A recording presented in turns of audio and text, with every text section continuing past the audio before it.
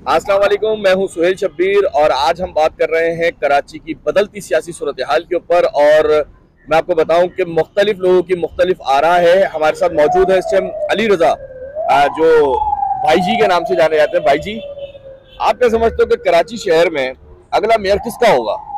देखिए, मैं ये दावा कर रहा हूँ और ये मेरा दावा है कि इस शहर की जो सूरत हाल है ज़मीनी आबादी के लिहाज से, जो गैर फितरी आबादी में जिस तरह इजाफा हो रहा है इस शहर के अंदर, तो वो सूरत हाल अब बदल जा रही है।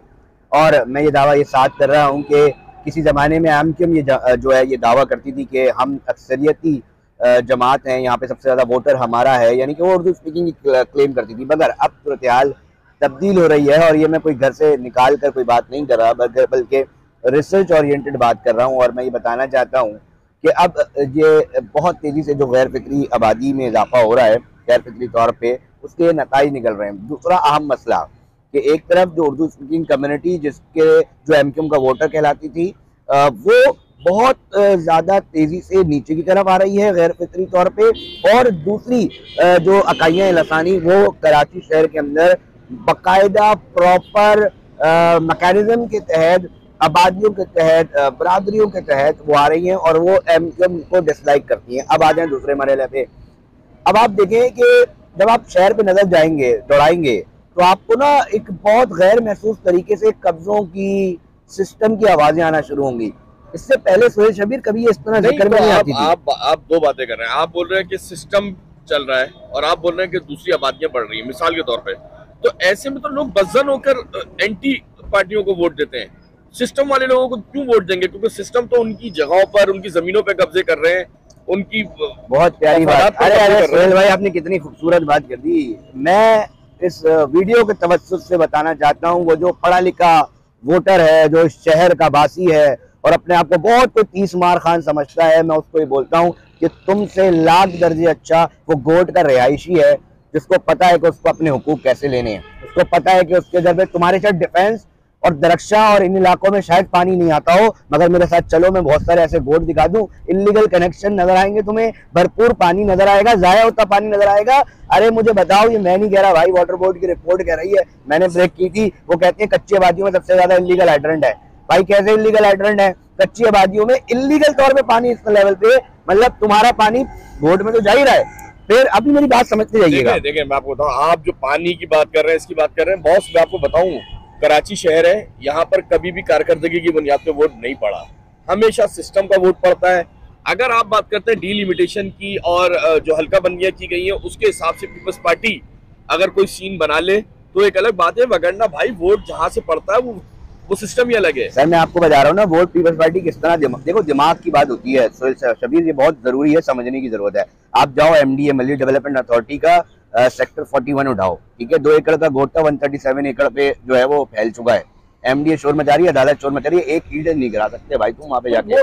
45 की बात कर रहे हो, वो तो शुरू से था ही नहीं कभी भी इन लोगों का। भाई मेरा कहने का मकसद ये है, नहीं, मेरा कहने का मकसद ये है कि जिस शहर के अंदर आपके बैलेट के जो प्लॉट थे वो अब आपके पास नहीं है, उधर जो है वो ऑक्युपाइड किए गए, कब्जे किए गए। अच्छा, वो वोटर फिर एमक्यूएम का नहीं है। एमक्यूएम ये दावा नहीं करे, समझते जाइएगा। एमक्यूएम की वकालत नहीं कर रहा। नहीं, मेरी बात सुनिए। पीपल्स पार्टी को कैसे मिला? वो पीपल्स पार्टी का वोटर अब आइए कैसे देखें जी भाई, आप बात समझिएगा। आप जाए सरजानी, जो जो जमीनों का काम करते हैं थोड़ा बहुत, वो मेरी बात को बड़े आसानी से समझ जाएंगे। रोजाना की बुनियाद पर एहतजाज हो रहे हैं सरजानी के केडीए के दफ्तर के बाहर। वो क्यों हो रहे हैं बताऊं मैं आपको।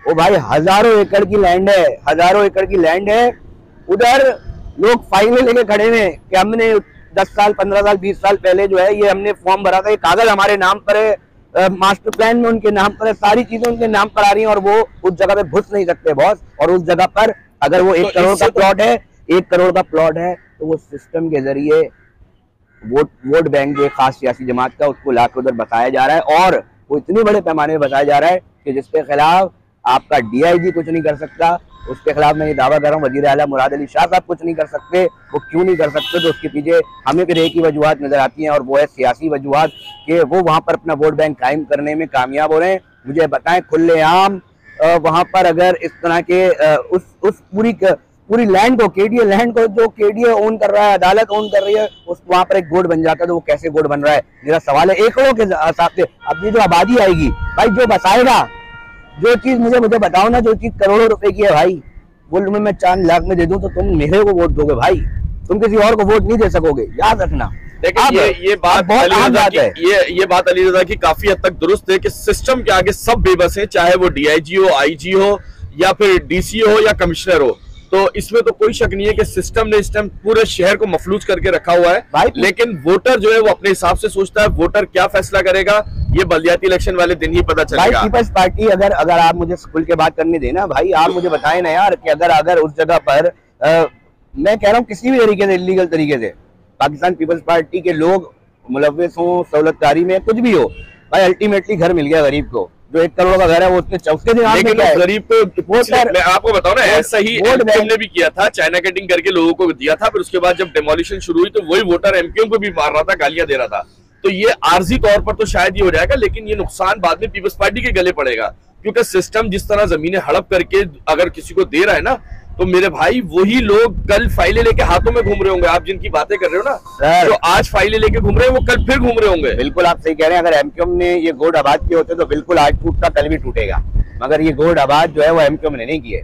और जिसने भी किए ना, जब तक 18वीं तरमीम है और जब तक उनका सिस्टम है, तो उनको उनकी ताकत रहेगी, उनसे कुछ छीन नहीं सकता। और इसकी मैं मिसाल दे रहा हूँ, कल 6 दिन पहले जो है वो एहतजाज हुआ है, उसके नजर देख लें। बस आखिरी बात यहाँ पे एंड करूंगा, मेरा ये मानना है कि शहर से ज्यादा समझदार वोटर आपका गोट का है, उसको पता है उधर सारी आसाइशें उसको। आप जाएं, आप घर लें, आपको पानी मिलेगा बेहतर तरीके से, आपको जो है तमाम सहूलियात मिलेंगी, आपको बिजली मिलेगी, भले कुंडे से आ रही हो, मगर और कोई बोलने वाला नहीं होगा, पूछने वाला नहीं होगा, सबको खुली इजाजत दी जाएगी। आपके डिफेंस में पानी नहीं आएगा, आपकी कुरंगी लांडी। बिल्कुल देखिए, ये अली रजा का ये मौकिफ है और काफी हद तक इसमें वैलिड है, क्योंकि जहां आसाइशें होती हैं, जहां सुकून होता है, वो लोग आसानी से उस पार्टी को वोट दे देते हैं। जहां मसाइल होते हैं, वहां के लोग जो है वो नफरत का इजहार कर रहे होते हैं और गुस्से का इजहार करते हैं। तो 15 जनवरी करीब है, देखते हैं कि बल्दियाती इलेक्शन किसके नाम होता है और कराची का मेयर कौन बनेगा।